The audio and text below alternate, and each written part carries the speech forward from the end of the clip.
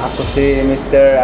Emilito Darby Hiloka, residence Butuan City, Caraga Region. Sa ko nakaabel sa sit-up sa DOST. Good OFW ko, CB Seaman. No?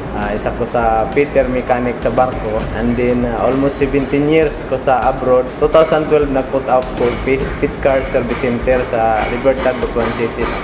Last 2016, tungod kay kulang manggod ang ako ang mga equipment sa machine shop na ay naka-advise sa ako na mag-adto sa DOST, mag-abel sa katong programa sa gobyerno nga setup. Ang akong na-abel nga equipment, duha kalit machine nga dagko, saka boring machine, saka surface grinder o isa ka milling machine.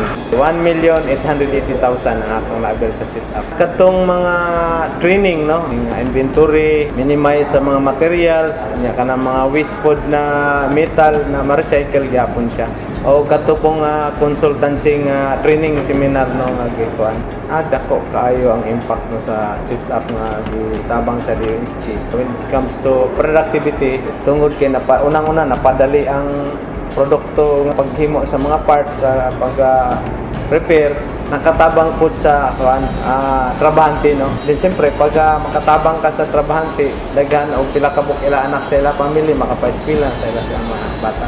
Nakoy na additional tao before nagsugot is 5 karon nagdugang og walo, mga 13 na sila. Na-receive na ako ng award sa TISDA kay isa mo ko sa ilahang industry partner sa puko sa TISDA Idol ng Caraga Region sa last 2018, no? Ko ang immediate past president ko sa Rotary Club of Butuan. Tapos sa ako nga time, dawat og gold award ang among Rotary Club of Butuan.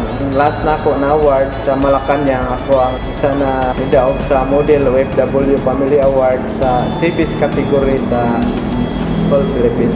Halos one-stop shop man ta. Tanan na servicing. Ang Pit Car Service Center po na ako is karon ongoing na ang construction para sa training center sa automotive. No? At the same time, assessment center para mudaghan ang mga skilled worker sa Caraga Region. Dili na ta magkuha sa laing lugar.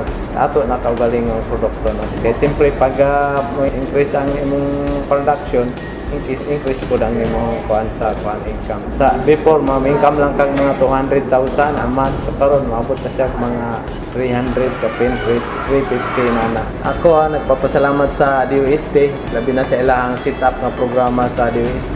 Daghan kayo og natabangan, no.